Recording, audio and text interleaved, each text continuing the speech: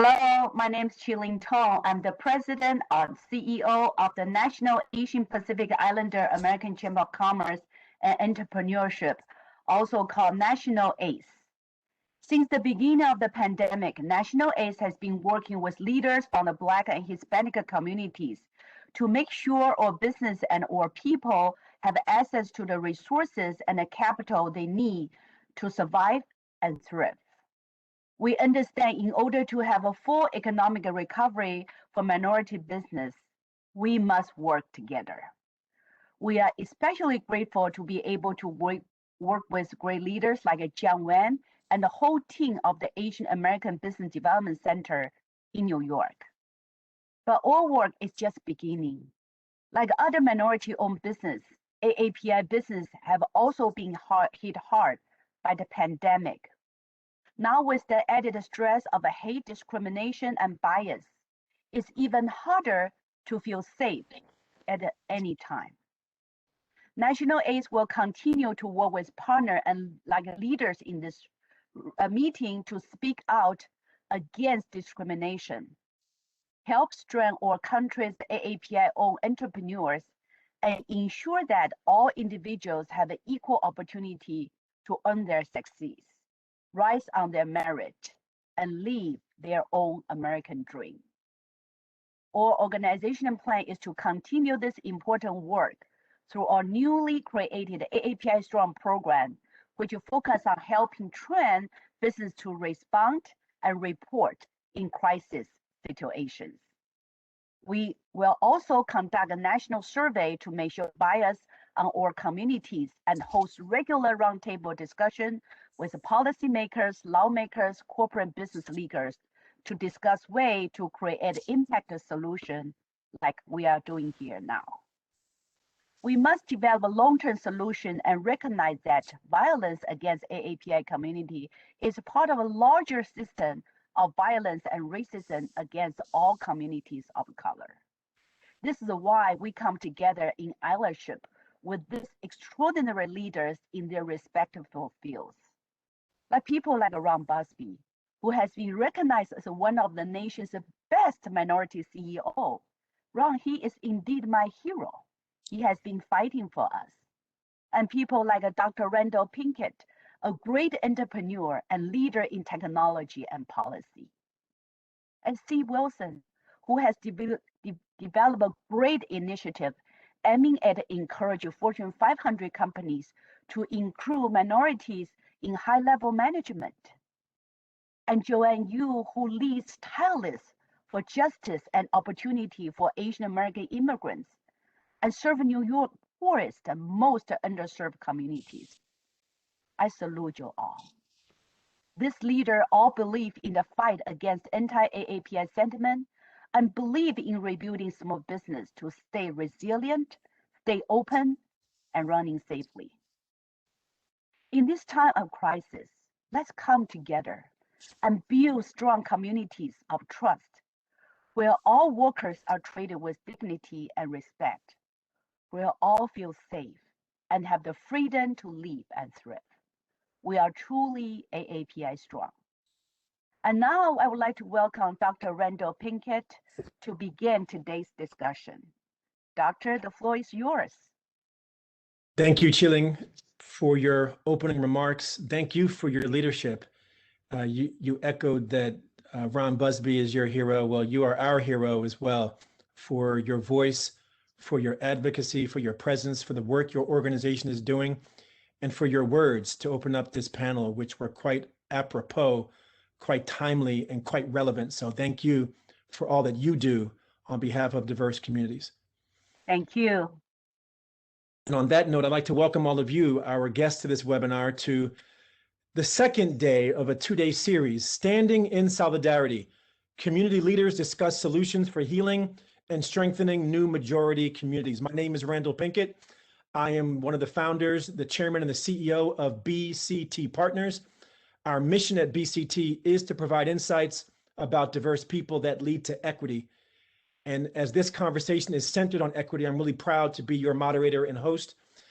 And to the extent that we have a tremendous panel gathered today, I'm excited. We're one of the largest Black-owned businesses in the country, and this topic is near and dear to my heart and to our hearts.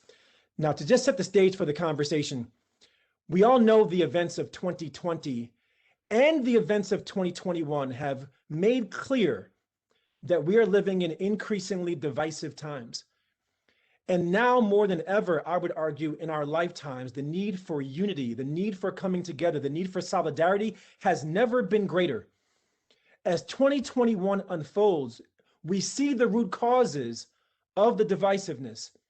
We call it anti-otherness, anti-Black, anti-Latinx, anti-Asian, anti-fill in the blank.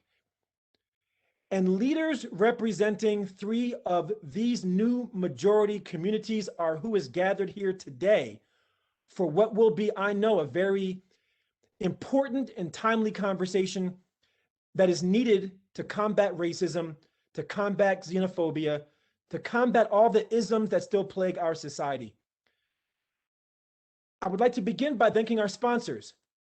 I want to thank Cisco for their partnership, and this is being brought to you by Cisco WebEx. If you didn't know, now you know. But we have other sponsors that are engaged. The Asian American Business Development Center. You heard a moment ago from the leader of the Asian Pacific Islander American Chamber of Commerce and Entrepreneurship, another sponsor.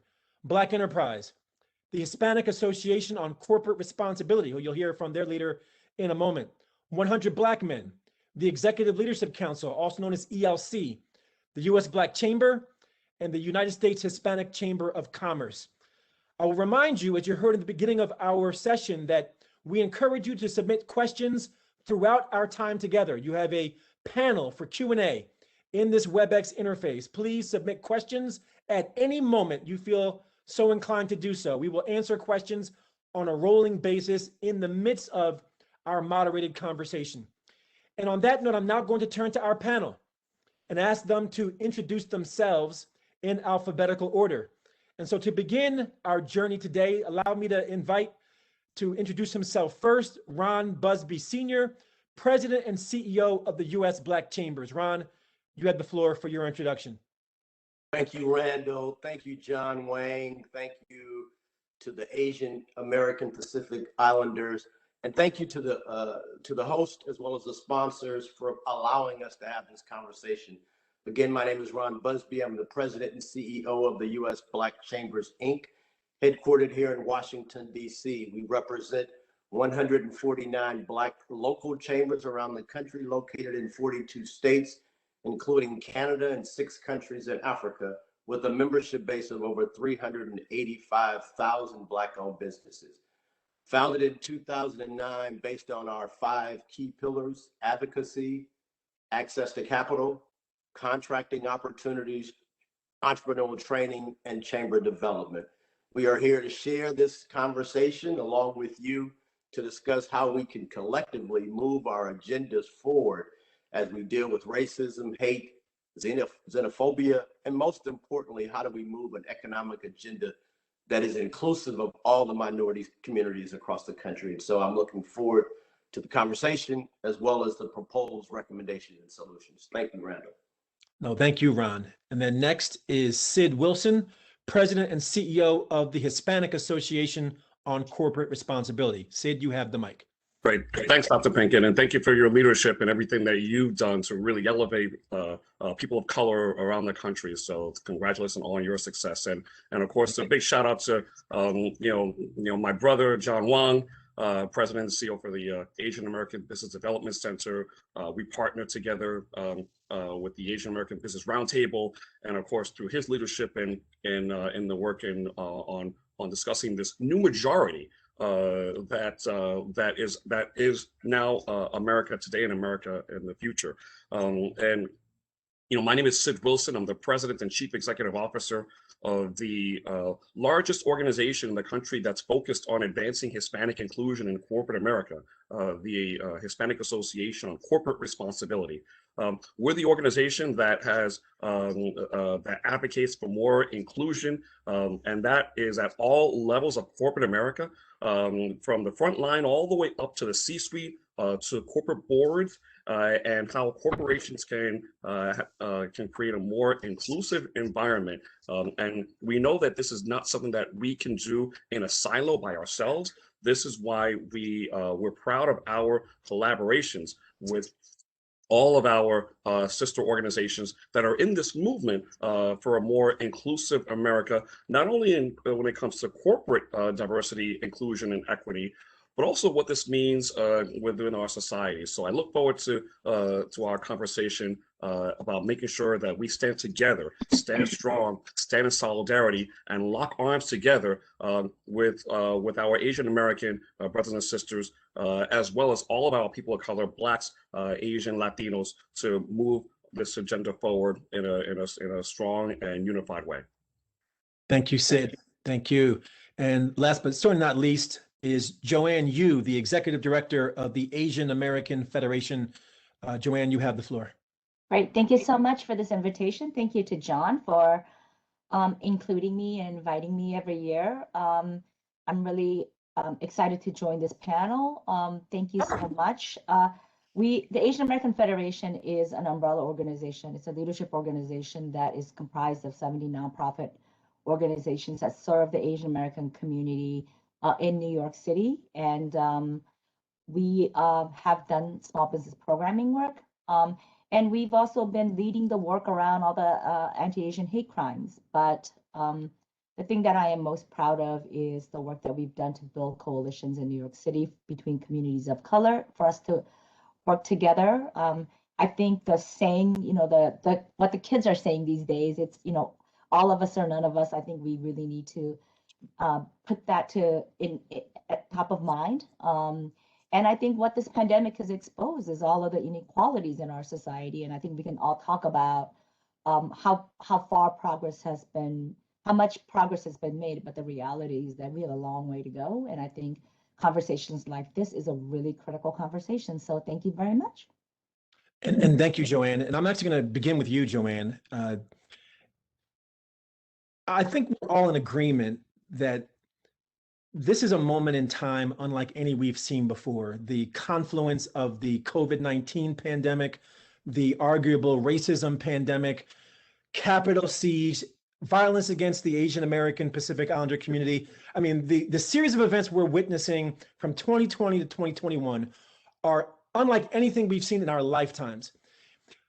When we think about the systemic nature of the problems that we're facing, and the fact that we have all of you representing these new majority communities, there is a clarion call for more unity and more solidarity than ever before.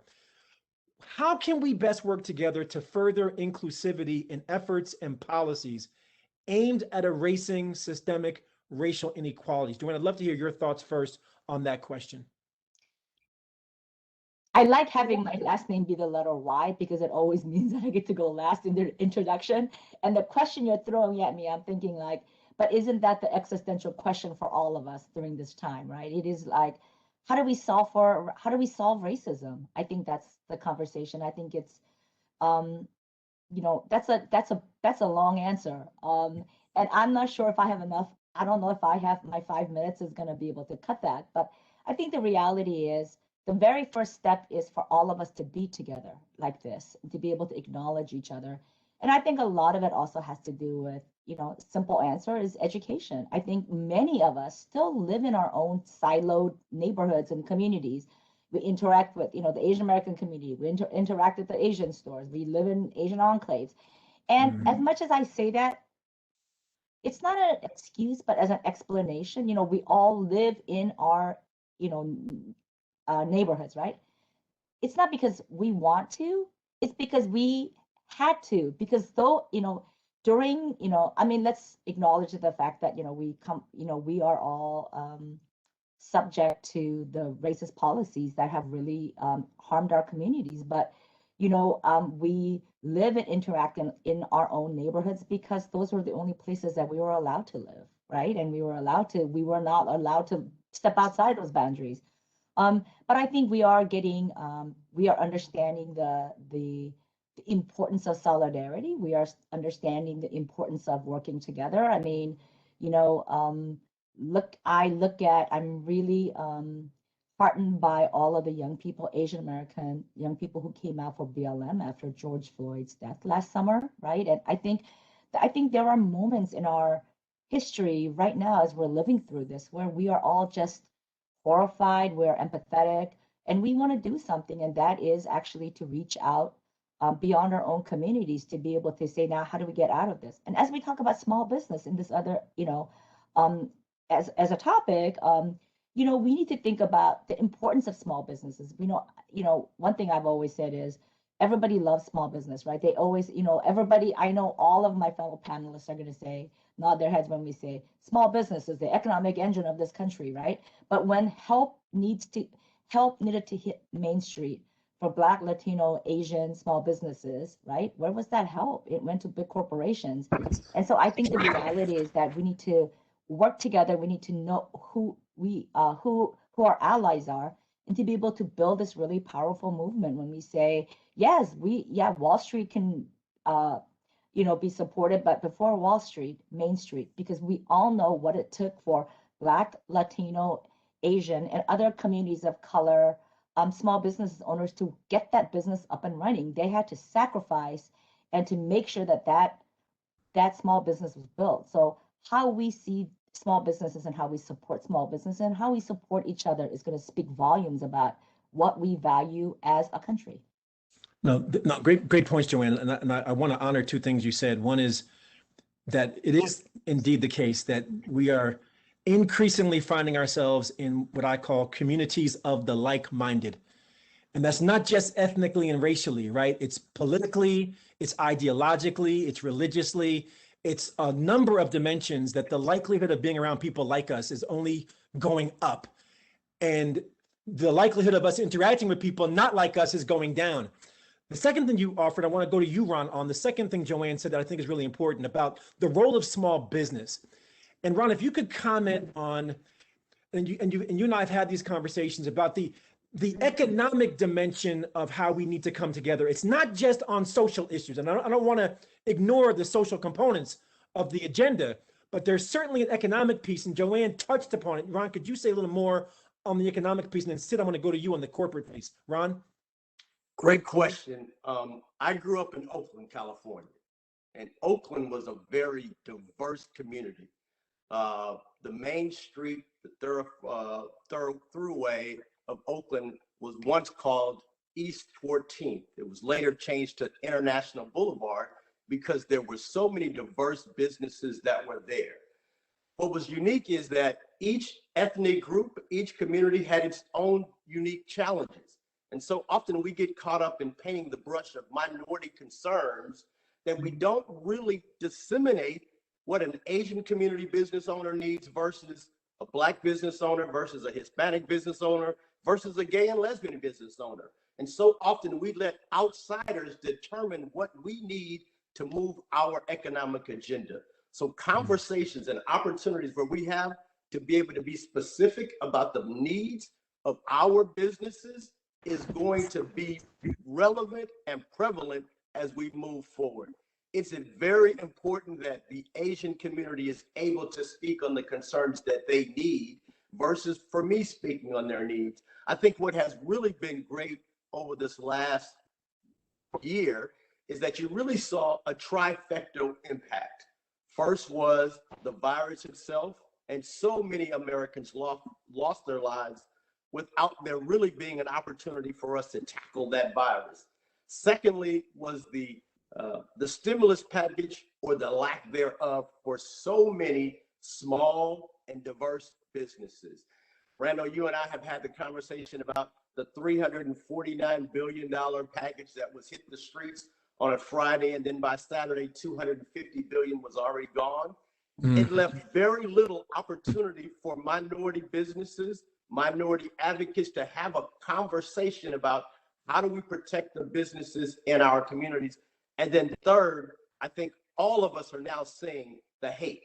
We saw it in we saw it in the murder of George Floyd. And I think America has now started to deal with the realization that hate is such a systemic issue that we have to deal with it. But the way that we deal with it is through an economic agenda. And when we come together and we talk about an economy that moves our individual communities forward, that's how we get together and move our collective communities, cities, and states, as well as America forward. We can no longer be in a silo saying, hey, this is only happening in the Black community. This is only happening in the Hispanic community. No, it's happening to all of us. We may be facing different types of racism, maybe facing different types of challenges and or different types of hate. But when we collectively come together and say we are going to deal with it from an economic standpoint, from a policy standpoint, and from an individual, hey, I'm a consumer, I'm going to support the businesses that support my agenda, that support my community. That's how we have long-term systemic as well as internal solutions. I want to continue this thread because I think it's an important thread, and I do want to go to you, Sid, and I want to get to the corporate piece in a moment, but I want to stick with this idea of solidarity with both Joanne and Ron highlighted, and Robert Colarina. I see your question. I'm coming to you too. Keep the questions coming, folks. I see you, Robert. Thank you for being first to ask a question. I'm going to honor that. But Sid, let me pivot off of Joanne and Ron's comments. Because if I follow Ron's logic, I would argue that we've done a reasonably good job of going that first step that Ron laid out of saying, what are the needs of our community? I would argue, and I'd love to hear your thoughts, that we have done an abysmally poor job of step 2, which Ron laid out, which was seeing the interconnectedness between those agendas. And I'll give you an example. I put out a statement from my company in support of the Pan-Asian, the Asian American and Pacific Islander community.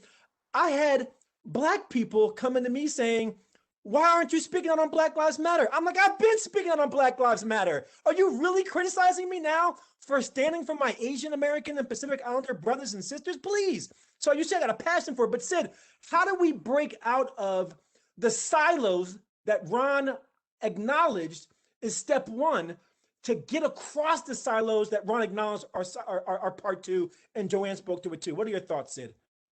I love what you just shared, Randall, and certainly what my brother Ron shared, because we recognize that there's a problem. There's an attack on diversity and inclusion. There's been a movement that's been pushing back on that.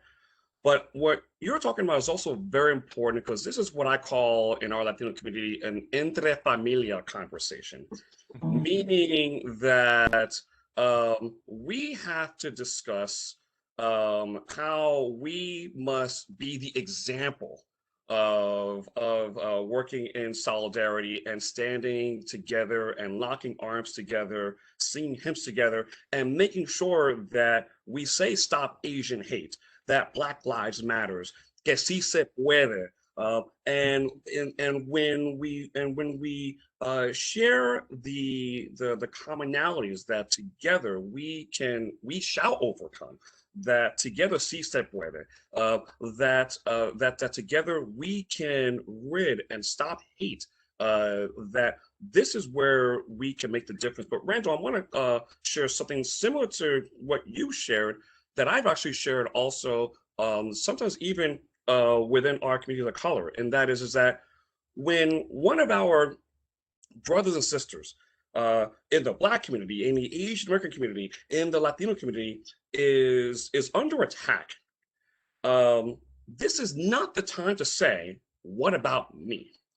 This is a time to say, this is time for us to stand together for those communities that are right now under attack. And what is happening with our Asian American brothers and sisters is absolutely unacceptable. And so this is not the time to say, well, we're seeing these absolutely unacceptable heinous attacks against our Asian American brothers and sisters. And as corporate America says, we must do more to be a part of the solution to make sure that that we stop Asian hate. That when we saw what happened last year with George Floyd and Ahmaud Arbery and Breonna Taylor, that we say Black Lives Matters. And when we saw what happened many years ago when Mexican Americans were attacked in El Paso, Texas, or what happened at the Pulse nightclub that impacted mostly Latino LGBTQ plus leaders, that as corporate America and as our society says, we must stand strong. It's not the time to say, what about me? That is, I think, a common message that we must do. And I know that as someone that I grew up in Bergen County, New Jersey, and in the eastern part, where I was blessed that you have Leonia and Palisades Park and Fort Lee that's very Asian American, and right next door is Inglewood and Hackensack and Teaneck, that are very both Latino and African American. And so I grew up with the recognition of the fact that we are stronger together. But we also know that there are parts of this country where that's not the case, and that is where the media has a role to make sure that we are showing people of color in front of the camera, that there are behind the camera, and also going back to the conversation about education, that we must instill in education the values of inclusion and equity, and that will take time, so that way we recognize that our diversity is our strength. So thank you, Randall, for bringing that up. But I want to share that this is a time to stand strong together. It's not a time to say, what about me? Yeah, I heard a great and simple story somebody shared with me. They said if your house was on fire and you ran outside and asked for help for your house, and somebody came over to you and said, all houses matter, how would you feel? It's like, my house is on fire. I need you to help my house. So on that note, let me pivot to our first question from Rob Colorina, and anyone from the panel is welcome to respond. Rob says, thanks for being here and taking on a frontline topic. How do we extend this strategy beyond urban centers? Which is an interesting question, recognizing that there are often concentrations of new majorities in urban centers, but not exclusive to urban centers. Who'd like to weigh in on that question?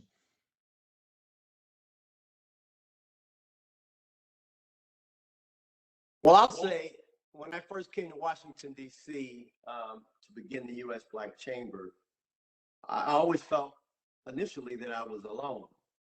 But when I had the opportunity to collaborate with the U.S. Hispanic Chamber, the Asian chambers, as well as gay and lesbian chambers, when we all collectively came together and we were talking about policy, it was difficult for the administration or any opposing challengers to determine what was their best defense. It's one thing if I am going in talking about a Black business issue, then historically they have an answer. If an Asian community is going in by themselves, they have an answer. But when we go in collectively to talk about is what's happening across the country in reference to racism, hate, challenges for small business owners, I think we get a different answer, we get a different audience, and many times collectively we can come together with different solutions and recommendations on how we can support one another. And I will give you the Asian community a great deal of recognition. During the 2016 election, there were far fewer Asians that participated than in 2020. And I think when we can start talking about collectively the power of our vote, the power of our voices, I think that's when you'll start to see real power in collectively us moving an agenda that is going to deal with hate, that is going to deal with racism, as well as going to deal with some of the challenges that our business owners are facing across the country. Agreed. No, very sage response, Ron. And Joanne, I'm going to go to you with the next question, and then I'm coming to you, Sid, on the corporate piece, as I promised. This comes from Tanya Gilpatrick. She says, good afternoon, Joanne. Thank you for your insight on communities. How do you see cultural beliefs and values influencing younger generations in their fight against racism? I love that question because I think it's absolutely true. I think kids, um, I often think about, how do kids understand, when you see little kids in daycare, right? They don't know who's what. They just play together. They chase each other. They eat dirt together, right? And at some point, they make that pivot of saying, "Oh, wait, you're different than me. You look different than me," right? What does that happen? When does that happen? And I think, you know, I think I try to understand that a lot. Wait, I just lost my question. I wanted to come back to that. I think we need to, I'm sorry, I completely lost my train of thought. Would you want me to Oh, repeat the the question, kids. Joanne? Yeah, You want me to yeah. repeat the So, question? so I think the thing is, I think there's a lot more interaction, right? The kids at schools, they understand the interaction. With kids of color, the challenge with kids is that, a lot of people are saying, we're never taught about Asian American history, right? Like we don't see ourselves in, I don't think any kids of color see themselves in what is being taught. So if you don't know who you are, if you don't see anything about you being reflected back to you and in how you understand the world and how you understand this country, I think that really does form, and you're seeing it from a very limited view. I think what we need to do with kids is that, we need to have these conversations at home, but we also need to start to ensure that our education system teaches our children to appreciate all, their community's contribution to this country.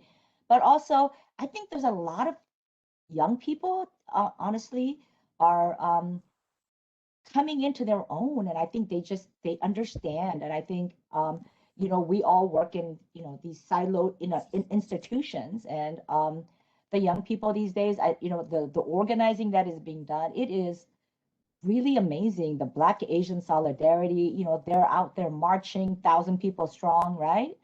I think there's a lot of, I think the young people understand that, exactly what Ron said. It's, how do we get together?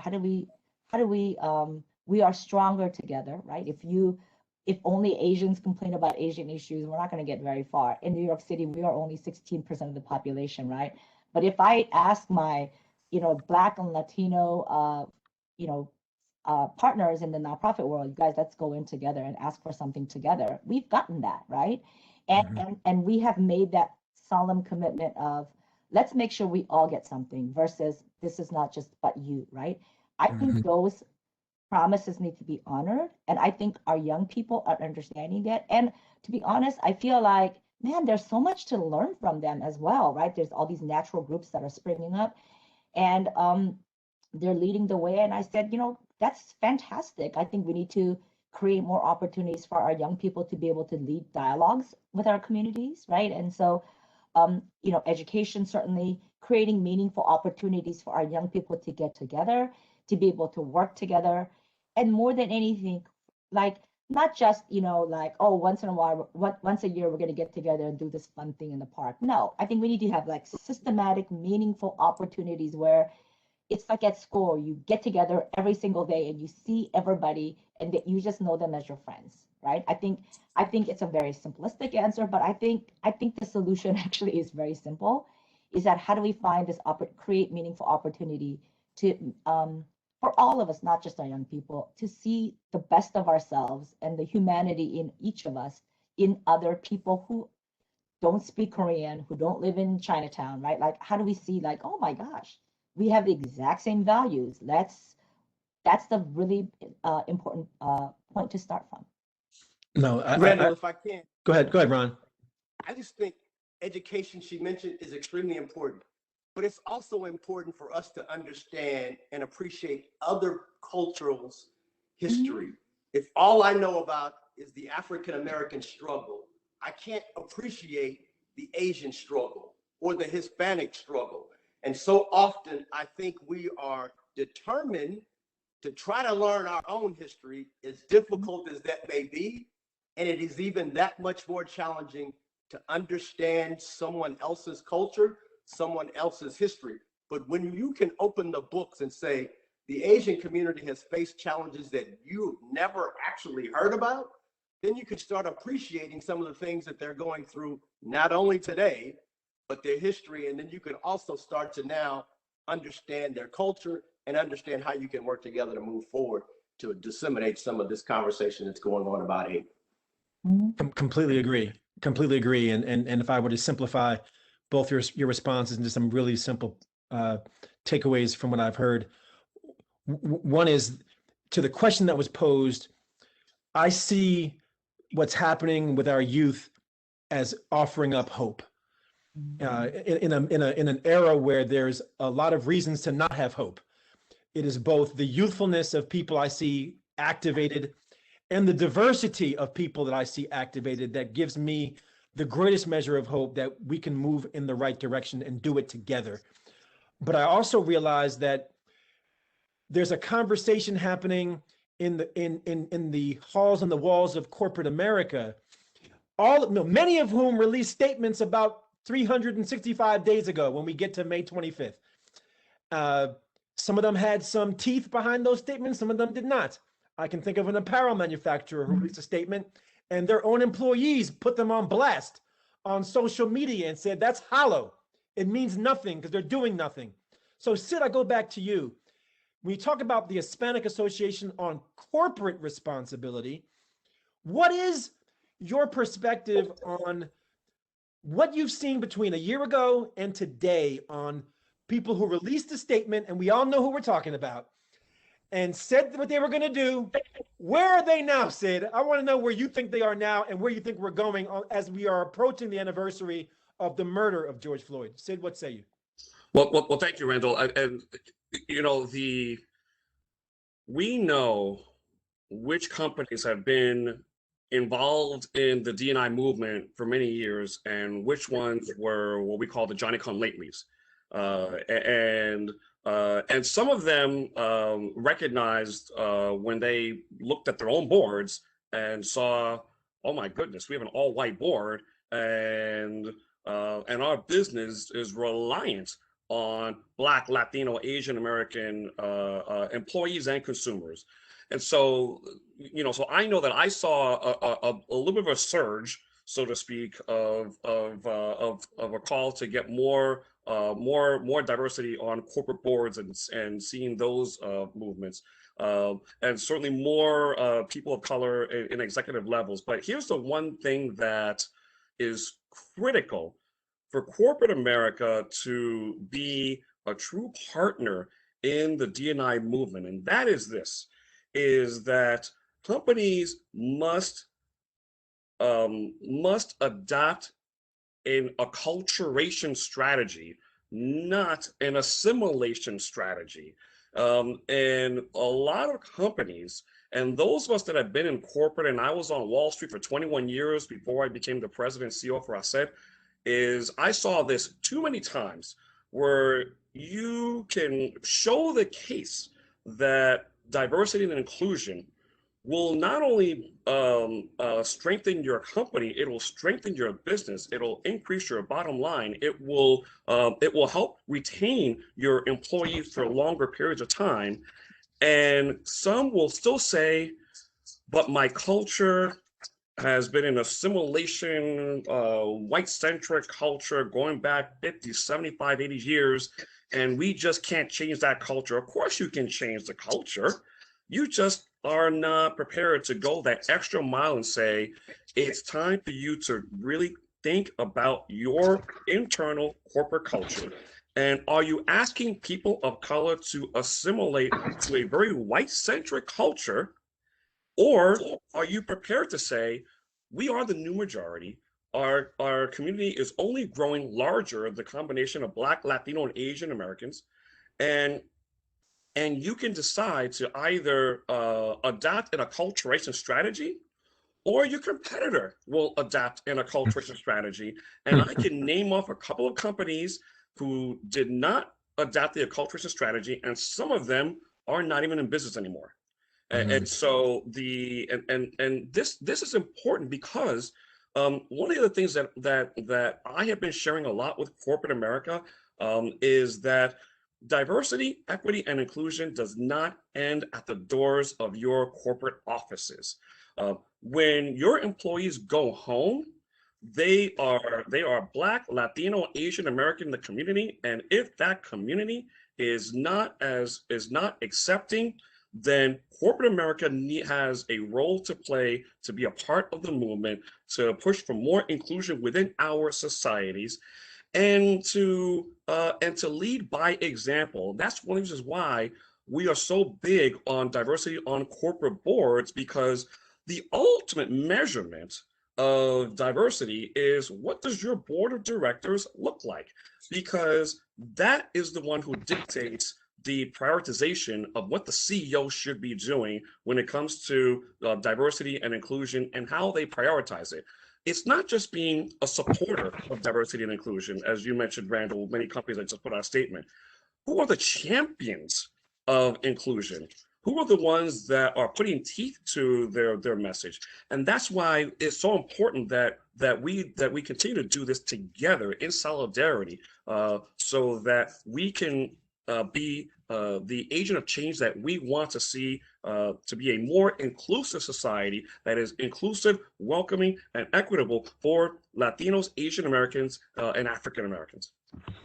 And if I can add to that, I think what I don't want us to get to, and I think, this is always my fear, is that everybody's doing their diversity training, right? It should not be a check-off box. Those are values you need to live as a corporation every single day. And so, I know everybody's having these conversations, right? For our communities, we've all taken turns, being victimized, under, the Black community, and like, since this country's founding has, that's the, the oppression, that was the basis. And then it's the Latino community, it's the Muslim community, LGBTQ, now it's the Asians' turn, right? Next time it's somebody else's, it's going to be somebody else. There should not be a DEI, training or a statement they're going to issue, oh, we oppose this. Of course, we all oppose racism.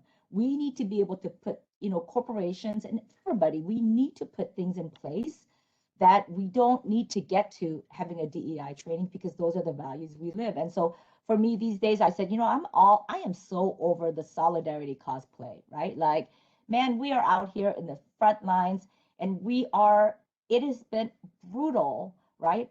In every sense of the word, not just the Asian American hate, but like struggling for resources to support the most vulnerable people in our communities. And so I think what we need to do is to, join together to be able to say, yeah, you don't get to have a checkoff box to say you brought in a Black, a psychiatrist, and you had your DEI. Oh, you had your Asian Heritage Month DEI check. You don't get to do things like that anymore, right? Because we're going to start to watch you to say exactly what that has said about, how does your board, how does your staff, senior leadership work together? All the values that you hold dear, we're going to start to watch you, and we're going to start to hold you accountable.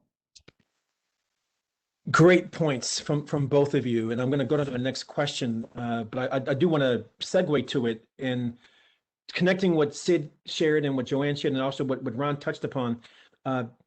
There is this idea that, and we're doing a lot of work around diversity, equity, and inclusion at BCT. So I'm seeing the same dynamics you all are seeing, that there's been a watershed reaction to what's happened. Some of that, to your point, Sid, folks were doing the work before. Some are new to the game and act like they've been there. But the question is, and I'm going to flip the question on its head. It comes from CW. The question from CW is, why do we only seem to get together in crisis? Now, I'm going to flip it on its head. The second part of the question was lifting up how we keep momentum. But if I flip it on its head, let me say it differently. I think we are also guilty of being reactionary. I'm just going to say it like that. I think that the clarion call for us to find solidarity, not that there aren't some of us doing the work of solidarity, there aren't enough of us doing the work proactively. How can we be proactive in us coming together, and not just when there's a crisis? I'm going to take the question there. Who wants to respond? Well, go ahead, Ron. Well, I'll start to say that conversations like this, I know that this isn't John's first session. I know I met John several years ago, probably 10 years ago, and he really brought out the whole conversation about all of our voices needed to be heard. And I think that is a very good start. I think I'm a part of several different groups of leaders, chambers of commerce that come together on a monthly basis, and we talk about individual issues and then how collectively we can work. I think when you start talking about minority business concerns, I think those are concerns that we all have. And I think that is a great place to start because an economic conversation is one that is concerning all of us. And when we come up with solutions, I think those are types of ways that we can be proactive. The Minority Business Development Agency is the one agency that has minority included in their title of the agency. And they bring us together on a consistent basis. But I think when we go after SBA opportunities, federal government opportunities, when we start to call out corporations that we know that aren't living up to the mission of their creed and what they were founded on, I think that's when we can start fighting together, winning together, celebrating together, and then that's when we start understanding and how we can work together. But I think we got to have a real opportunity consistently for us to get together, and I think John is doing a wonderful job at that, and I'd love to be able to see how we can continue to move forward with this group as well, to collectively have our voices heard. Randall, one thing I just to add a little bit to what Ron mentioned is that one thing that I talk about within corporate America a lot is that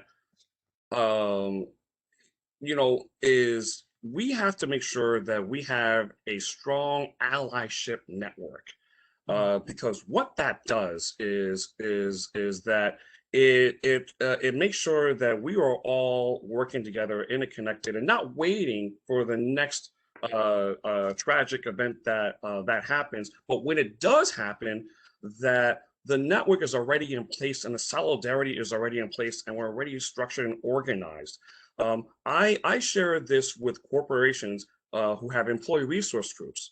Whenever I talk to Black employee resource groups, Latino employee resource groups, Asian American employee resource groups, that they should be attending each other's gatherings on a consistent basis. And I even have suggested that some companies should have a liaison from each group at every single employee resource group gathering, so that everyone knows what is happening, and then do a joint gathering like some companies do. And 2 years ago, I was a speaker at one of the largest employee resource group gatherings in the country. When AT&T does, they have about 1,000 employees. They bring them all together in Dallas from all different groups and races.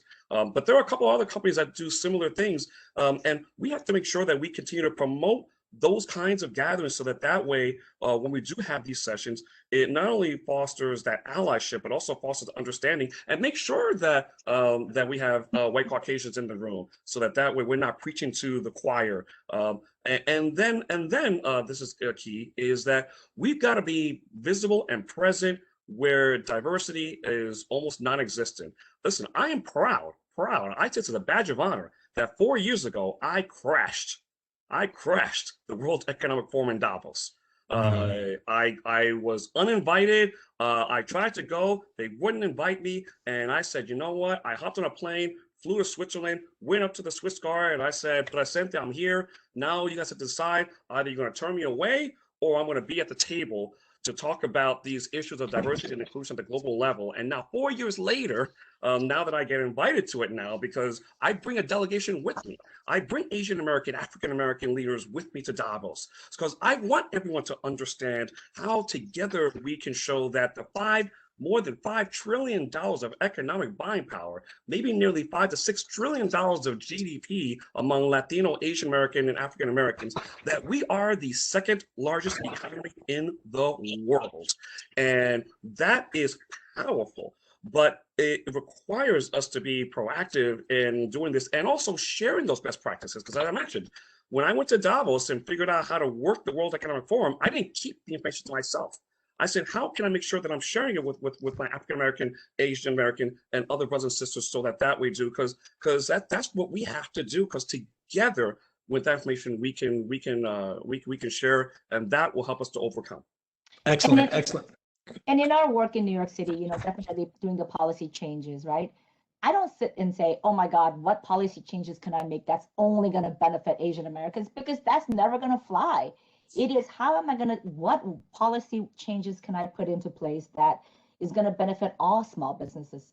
You know, it's the constant, you know, redrawing of the Venn diagram, right? Like, you know, who should benefit from our policy work? Every small business should, you know, every small business, immigrant small business, people, immigrants who don't speak English who open small businesses. How do we support all of them? We fight for language access, right? We fight to make sure that they have enough resources, because we know that they're completely under-resourced. So one example was we fought to change a 100-year-old law, because you know, it's a little secret in New York City that most of the small business signs are illegal, right? Because you had to be, it was a total racist policy. And we fought pretty hard to change that law. And who benefited from that? All small businesses. The Latino small business, you know, a company in the Bronx called me up and said, thank you so much, because, you know, because of that, now I don't have to have now I have 5-year reprieve to like figure this out. I have, I don't have to pay a $10,000 ticket. Now I'm going to be able to, you know, not have to operate in fear that one day, you know, a city department is going to come in and write me a check. The policy work that we do, you know, all of this is about solidarity, right? But like the work that we're doing isn't just to benefit our own people. It is like, what is the best practice that we put in that benefits everybody? You know, it's that saying about like rising tide lifts all boats. That really is how we all are operating. And I think, you know, you know, the one thing I realize is, man, there are a lot of people on this panel who can teach me a lot about having to figure out how do I navigate all of these different business circles, you know, the big circles. And so, you know, definitely I'll be reaching out and saying like, now what do I do? Right? Like, now I open my big mouth. And so how are we going to be able to make sure that our, you know, we get resources and Ron, I'm gonna get you in, I promise. I see you about to get in, but I got 7 minutes left. So you're next. But let me pivot to help us close, and you can use your comment as your close. My last question I'm going to pivot off of is from Ryan Laverty. Ryan asked a question around how divide and conquer is a common tactic that separates us. I want to lean into that a bit and offer up this quick example. Some of you may know of an organization that was called Unity, the Journalists of Color, which brought together the National Association of Black Journalists, National Association of Hispanic Journalists, and the Native American Journalists Association. To make a long story short, they came together, they didn't stay together. NABJ left first, NAHA left after them. They brought in the National Lesbian and Gay Journalists Alliance, and then the organization disbanded. Here's my closing question, and I'm pushing on this, folks, because I want the answer to this question too. You know, think about the metaphor of a marriage. It's easier to come together than it is to stay together. So as we talked about all the laudable, wonderful ways that we can come together, give us your parting thoughts, and Ron, add your other comments as well. How do we stay together after we come together? Ron, you'll open, Sid to you, and then Joanne, you'll close it out. Ron. Great question. First off, I want to acknowledge something. I think so often minority communities look at the Black community and say, hey man, they've been in this civil rights community. They've been fighting this fight for decades, and we need to follow their suit. And I'm saying, yes, we've had some successes, but I also want to acknowledge something that the Asian community, business community, has done, something that we did not even think about. If I am a Black-owned business, if I'm a Hispanic-owned business, I'm certified as a minority-owned business, unless I go through the SBA 8A program or the National Minority Supplier Development Council. The Asian community said, you know what? You can be certified as an Asian-owned business. They were the first organization to self-certify their own businesses. We have just now started it in 2020 to say we can certify as a Black-owned business now through the U.S. Black Chamber. And so I give the Asian community and the gay and lesbian community all of the accolades for stepping out front to make sure that their businesses are being counted and being acknowledged. And now, when we start talking about real data points and what the overall impact is, Black people historically have gotten emotional. When we go in with an emotional fight and passion, they go in with data. They go in with statistics. They go in with a different kind of conversation in reference to how to tackle their challenges. And so I think we can collectively say, how do we work together to move the issues in our community? And I'll end with this. Last 4 years, 5 years, you heard a lot about making America great again. And we in the Black community say, yes, we want America to be great as well. But in order for there to be a great America, there must be a great minority America. And in order for there to be a great minority America, you need great minority-owned businesses. And in order for there to be a great minority-owned business in your local community, you need local chambers and you need local understanding and support. And so when we can put down all of the differences and come together and talk about the things that we have in common and similarities and challenges, I think that's when we can start to move the conversation forward.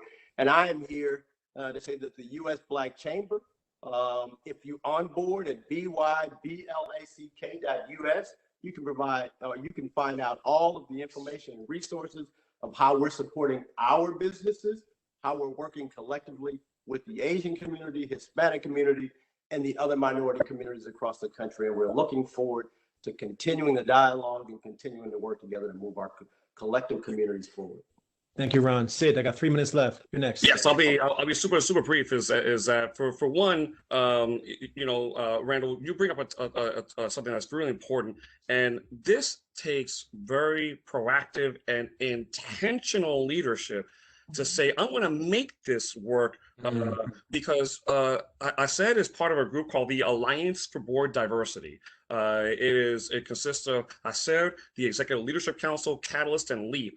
And we've been at this for 17 years, and we make sure that we have a rotational chairmanship format, so that way you have a good platform there. But the other part is that we have to recognize that some organizations, when they bring these alliances together, may be larger than others, and of course there are different cultures. I've been to the Black journalist gatherings and the Hispanic journalist gatherings, and they're culturally different. In fact, I was at the one where they had the joint one in 2016. So but I've seen this in examples where it has worked. I love how Asian Americans Advancing Equity collaborates with Unidos US and the National Urban League, or how other groups continue to collaborate. But it has to be a proactive collaboration and a commitment to say, we're going to make this work, because remember that it's not just the diversity among our groups, it's the diversity within our own groups. And so, listen, I'm one of the 5 million Black Latinos there are in America. And there are about 15, 20 million Afro-Latinos, but there are 5 million who are Black like me. Y habla español así mismo. And so I recognize that it requires that collaboration and bringing leaders together. And I think that together we can do that. And when there are some disagreements, to try to come to find that common ground, because together we are so much stronger, because the outside forces are rooting for us to fail. And that's why we must make it a priority to make it work. And if we do that, I promise that we shall all overcome. Y que sí se puede, and we will finally put a stop to Asian hate in America. Thank you, Sid. Joanne, you get to close us. Great. I hated that you asked for you use that marriage analogy, because I'm single, so I have no context. But I think what my fellow panelists have said. They've said so eloquently. I think it's absolutely right. We need to find the shared interests, and it's all about allyship, allyship, allyship. Sometimes we get in the room and we might disagree, but you dig deep, because if you're going to gain something at somebody else's expense, is that what you really want? right? And so I think what we need to do is to start to be very intentional about partnerships and about standing together and lending your voice so that way we can all stand up together. Awesome. Thank you, Joanne. Thank you, Sid. Thank you, Ron. Everyone out there, please join me in giving a virtual round of applause because we in this pandemic to Sid Wilson, President and CEO of Hispanic Association on Corporate Responsibility, Ron Busby, Senior President and CEO of U.S. Black Chambers, and Joanne Yu, Executive Director of the Asian American Federation. Thank you, all three of you, for your wisdom, for your time, for your voices, and for your leadership on solidarity. I also want to give a shout to our sponsors, to Cisco, and you are on Cisco WebEx right now. If you didn't know, now you know. Thank you, Cisco, for your support. To the Asian American Business Development Center and John Wong and all the great team behind this. To the Asian Pacific Islander American Chamber of Commerce and Entrepreneurship and Chiling Tong, who opened this up. Black Enterprise, Hispanic Association on Corporate Responsibility, Sid knows them. 100 Black Men, Executive Leadership Council, U.S. Black Chamber, Ron knows them. U.S. Hispanic Chamber of Commerce, and of course to Joanne's Asian American Federation. Thank you all for your time and presence. I'm going to close out with a quote that I think summarizes everything we've talked about today. You will recognize it, I promise you, but it will speak to your hearts, I hope, of the spirit of where we are and the spirit of where we need to go. And the quote says the following: "First they came for the socialists, and I did not speak out because I was not a socialist. Then they came for the trade unionists, and I did not speak out because I was not a trade unionist. Then they came for the Jews, and I didn't speak out because I was not a Jew. And then they came for me, and there was no one left to speak for me." Let us all speak out for each other. Let us all be there for each other. Let us all find solidarity with each other so we can all make this world a better place together. Thank you all for joining this webinar. Continue to be well and be safe. Thank you, Dr. Pinkett. Thank you very much. Thank you. Thank you.